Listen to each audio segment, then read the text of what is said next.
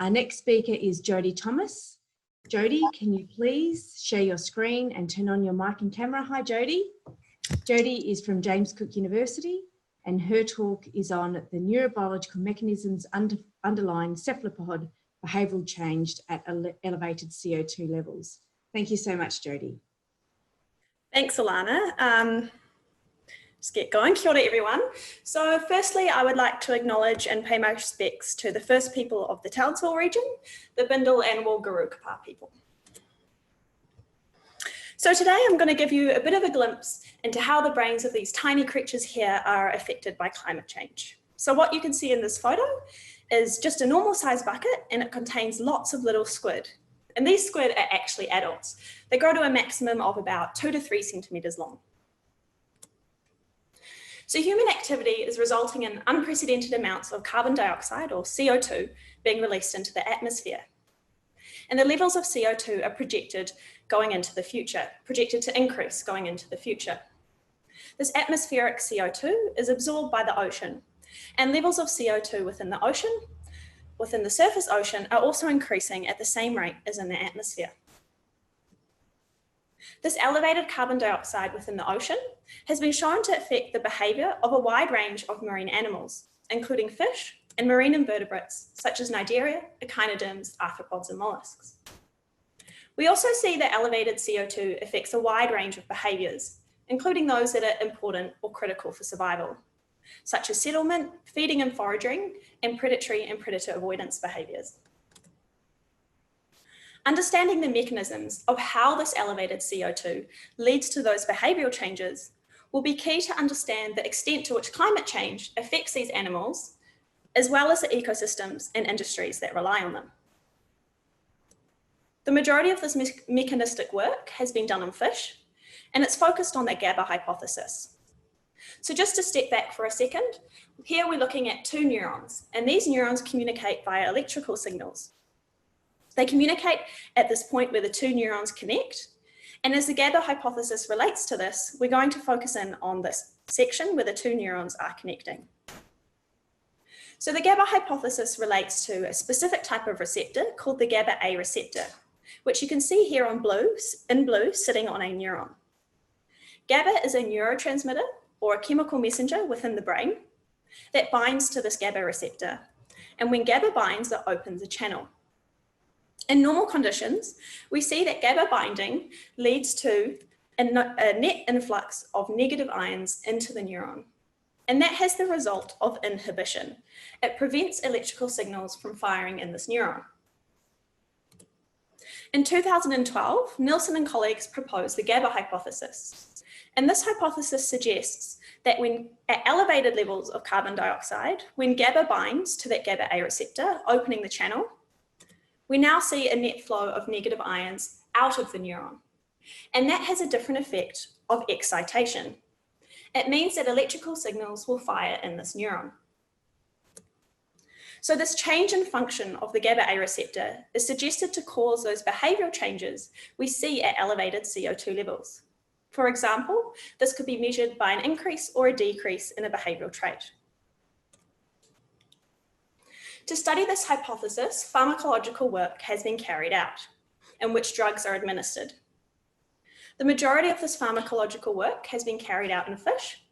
For example, the administration of Gabazine, which is a drug that blocks the GABA A receptors in fish. Recently, a handful of studies have also assessed the GABA hypothesis pharmacologically within marine invertebrates. All of these studies have used the same drug called Gabazine.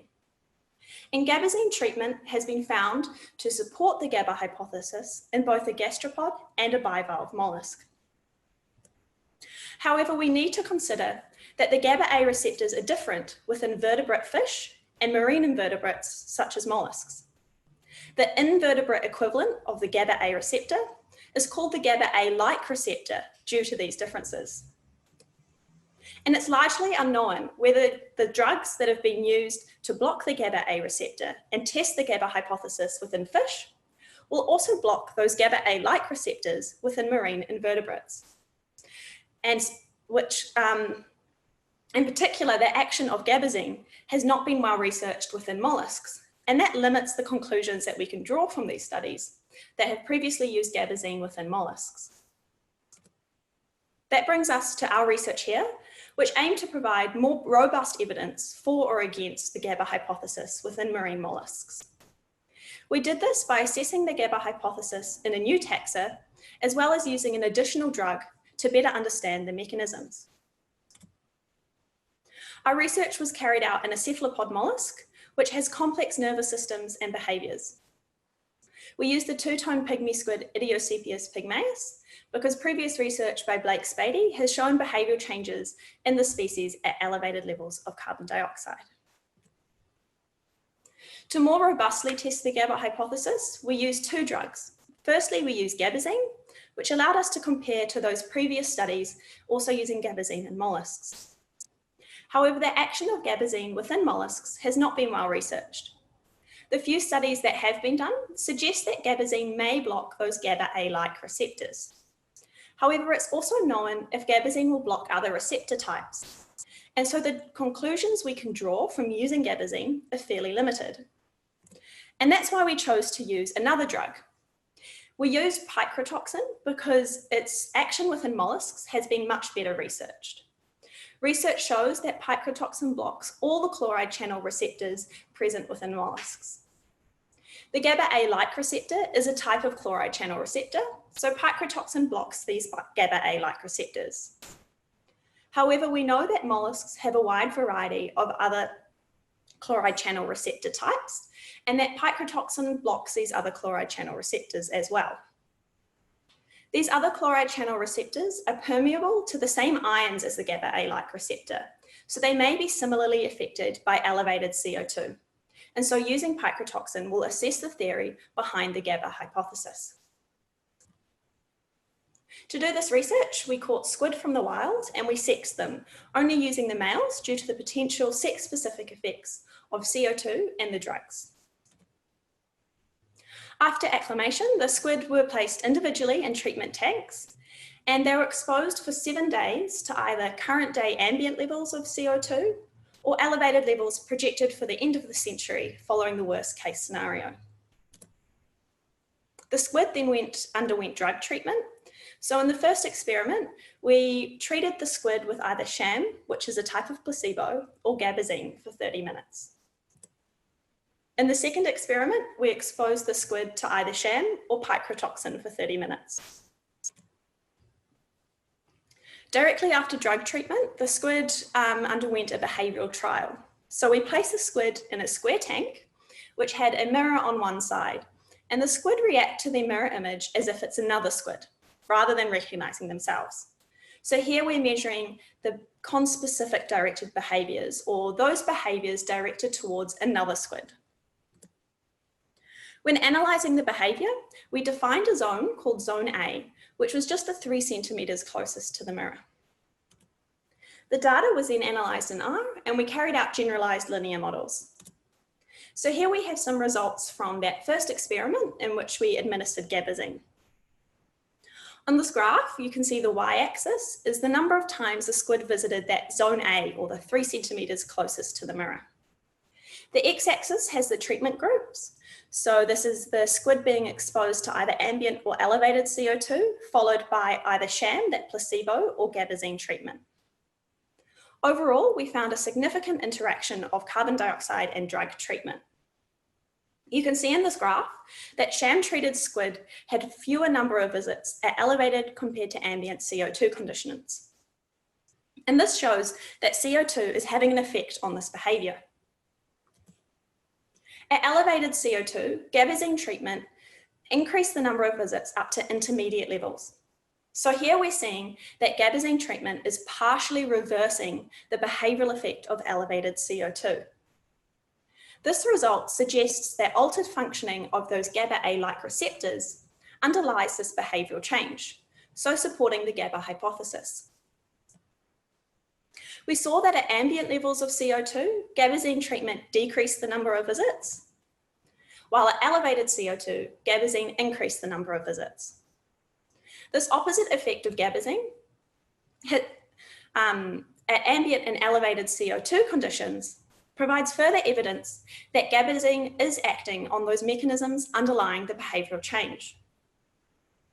However, as the action of Gabazine has not been well researched in molluscs, this effect may also be due to Gabazine's role on other receptor types. We also only saw a partial reversal of the effect, and that suggests that other mechanisms not targeted by Gabazine may also be involved in this behavioural change. Now moving on to that second experiment in which we administered picrotoxin, you can see on the y-axis here is the latency until the squid touched the mirror softly for the first time. On the x-axis, we again have those treatment groups. So overall, we found a significant interaction of CO2 and drug treatment. And you can see in this graph that the sham-treated squid have a decreased latency at elevated compared to ambient CO2 conditions, indicating that CO2 is affecting this behaviour. When picrotoxin was administered to squid at elevated CO2, we see an increase in the latency up to levels that are similar to the sham-treated squid at ambient CO2. So we're seeing a reversal of the behavioural effect of CO2 when picrotoxin is administered. That result suggests that the targets of picrotoxin, those chloride channel receptors, could be involved in the effects of CO2 on this behaviour, so supporting the theory behind the GABA hypothesis. We saw that picrotoxin altered the latency in opposite directions at ambient and elevated CO2 conditions, providing further evidence that picrotoxin is acting on the mechanism underlying this behavioural change. However, we know that molluscs have a variety of chloride channel receptor types, and our results cannot distinguish whether all of these receptors are important or only a specific one, such as those GABA-A-like receptors. So previous studies have exclusively used Gabazine to test the GABA hypothesis within marine invertebrates. Our research here now uses picrotoxin as well as Gabazine. As the action of picrotoxin is known within molluscs, this provides more robust evidence to support the GABA hypothesis within molluscs. We also saw that Gabazine only partially reversed the behavioural effect of elevated CO2, suggesting that other mechanisms may be involved in the behavioural change at high CO2. For example, other receptor types that our drugs did not target. We know an animal's behaviour is extremely important for its survival, and that molluscs are both economically and ecologically important. Therefore, researching the mechanisms of how elevated CO2 alters mollusk behaviour will be key to understand the extent to which climate change will affect molluscs, as well as the ecosystems and industries that rely on them. Thank you very much to everyone who's been involved in this research, and thank you for all of you for listening.